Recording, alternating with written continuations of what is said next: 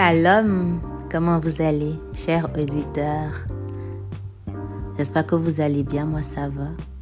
Nous continuons notre série de lectures. La prière d'une épouse est efficace et nous parlons de cette tentation. Prions, Seigneur, te bénissons. Merci pour ce moment. Inspire-nous. Dispose nos cœurs à apprendre davantage et à mettre en pratique au nom de Jésus. Amen. Depuis que Michael et moi sommes mariés, j'ai toujours prié que Dieu nous garde face aux tentations de la vie. Je ne sais pas si c'est dû à nos prières ou au fait que nous nous sommes toujours tenus sur nos gardes, mais nous n'avons jamais eu à douter l'un de l'autre un seul instant. Je suis sûre que nous le devons plus à la main de Dieu qu'à la force de notre discipline, mais les deux sont importants. Je connais plusieurs couples qui ont connu l'adultère, mais dans chaque cas parce que l'épouse a accepté de prier et que le mari a voulu permettre à Dieu de le changer et de le restaurer, ces couples sont aujourd'hui encore intacts et épanouis. Seule la prière d'un cœur soumis et la puissance transformatrice du Saint-Esprit peuvent réaliser des miracles de cette sorte. J'ai une autre amie dont le mari a eu de nombreuses aventures avant qu'il ne finisse par divorcer. Chaque fois, c'était avec l'une ou l'autre de ses meilleures amies. Je mets en doute la façon dont elle choisissait ses amis, mais je n'ai jamais douté de la sérénité de sa foi et de sa consécration dans la prière. Elle savait prier. Mais un cœur qui refuse d'écouter les appels du Saint-Esprit ne changera pas malgré toutes les prières. Un cœur qui refuse d'écouter les appels du Saint-Esprit ne changera pas malgré toutes les prières. La tentation est aujourd'hui omniprésente et nous sommes bien naïfs si nous pensons que notre mari ne peut pas être séduit sous une forme ou une autre. La Bible dit, les yeux de l'homme sont insatiables. Proverbe 27, verset 20. Si cela est vrai, la tentation est toujours une possibilité et nous devons toujours être sur le qui-vive. Certaines personnes sont tentées par l'alcool et la drogue, d'autres par la convoitise ou l'avidité, ou encore la soif de puissance. D'autres deviennent dépendants de la nourriture, de la pornographie ou de la débauche et sont incapables de résister à leurs attraits. L'ennemi de nos âmes, c'est où notre chair est la plus faible et mettra sur notre chemin des tentations alors même que nous serons le plus vulnérables.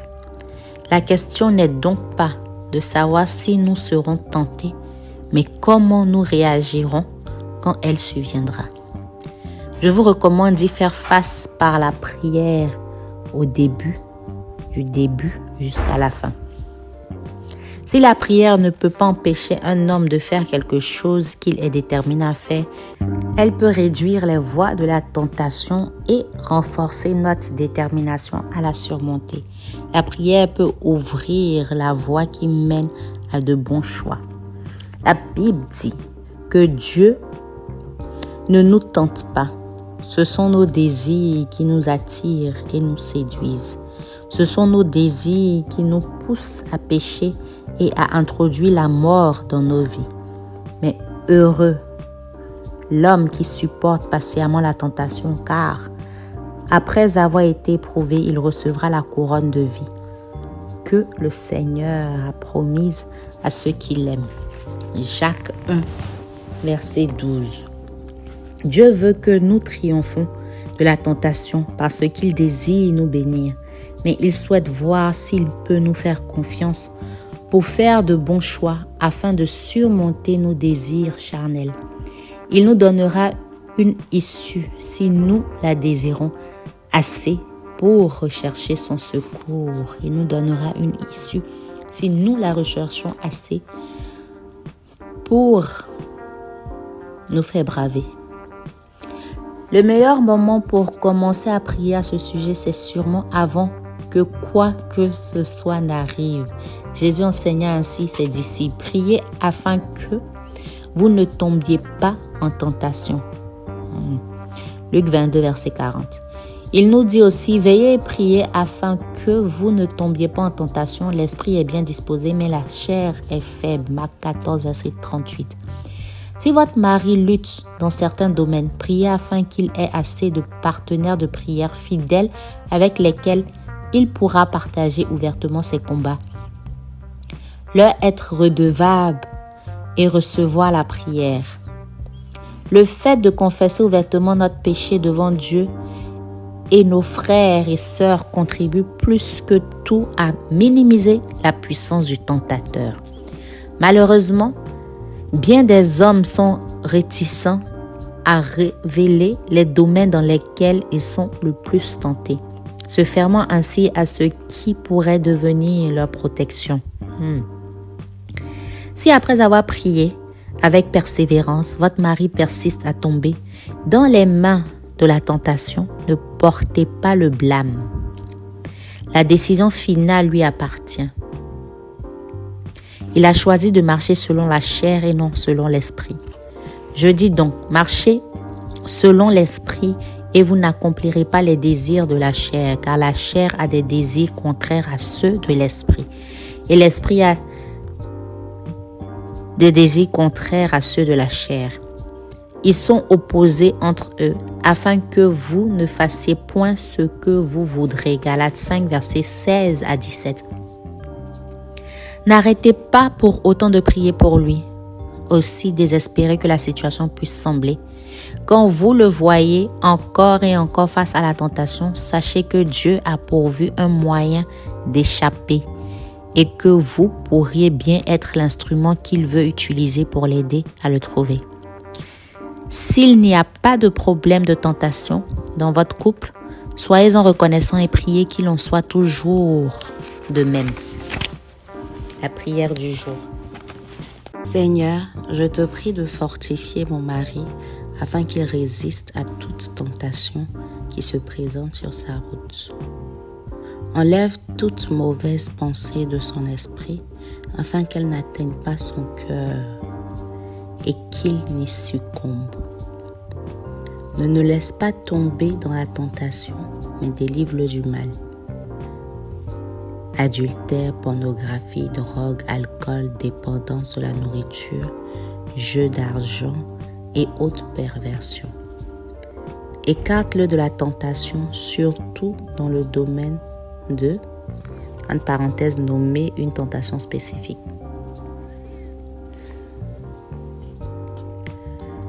Rends-le fort là où il est faible.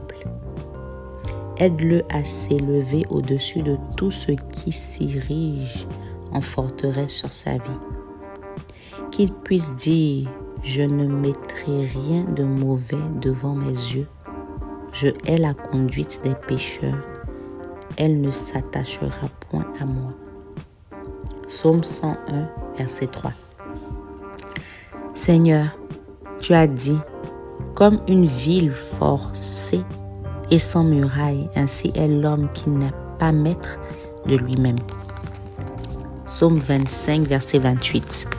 Je prie que, et vous mettez le nom de votre mari, ne soit pas brisé par la puissance du mal, mais plutôt relevé par la puissance de Dieu. Établis une muraille de protection autour de lui. Remplis-le de ton esprit et emporte au loin tout ce qui n'est pas de toi. Aide-le à se prendre en charge et à se maîtriser afin de résister à tout et quiconque deviendrait pour lui une occasion de chute. Qu'il puisse avoir le mal en horreur et s'attacher fortement au bien. Romains 12, verset 9. Je prie qu'il éprouve de la répugnance pour toute situation de tentation. Donne-lui le courage de les rejeter. Apprends-lui à marcher par l'esprit, afin qu'il n'accomplisse pas les volontés de la chair. Amen. Quelques précieuses ressources. Jacques 1, 13 à 15. Que personne, lorsqu'il est tenté, ne dise « C'est Dieu qui me tente », car Dieu ne peut être tenté par le mal. Et il ne tente lui-même personne. Mais chacun est tenté quand il est attiré et amorcé par sa propre convoitise. Puis la convoitise, lorsqu'elle a conçu, enfante le péché. Et le péché étant consommé, produit la mort. 1 Corinthiens 10, verset 13.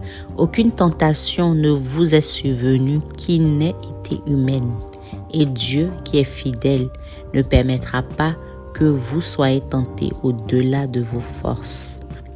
Mais avec la tentation, il préparera aussi le moyen d'en sortir, afin que vous puissiez la supporter. Romains 13, verset 13 à 14. Marchons honnêtement, comme en plein jour, loin des orgies et de l'ivrognerie, de la luxure et de la débauche, des querelles et des jalousies, mais revêtez-vous du Seigneur Jésus-Christ. Et n'ayez pas soin de la chair pour en satisfaire les convoitises. Le dernier passage, Galates 5, 19 à 21. Mais ceux qui veulent s'enrichir tombent dans la tentation, dans le piège et dans beaucoup de désirs insensés et pernicieux, qui plongent les hommes dans la ruine et la perdition. Or, les œuvres de la chair sont évidentes. Ce sont la débauche, l'impureté, le dérèglement, l'idolâtrie, la magie, les rivalités, les querelles, les jalousies, les animosités, les disputes, les divisions, les sectes, l'envie, l'ivrognerie, les excès de table et les choses semblables. Je vous dis d'avance, comme je l'ai déjà dit, que ceux qui commettent de telles choses n'hériteront point le royaume de Dieu. Ainsi prend fin la lecture de ce jour. Dans le prochain chapitre, nous parlerons et prierons pour ces pensées. Merci d'avoir suivi. Merci de partager, de liker, de laisser des commentaires. Rendez-vous dans le prochain épisode. Moi, c'est Souveraine. Shalom.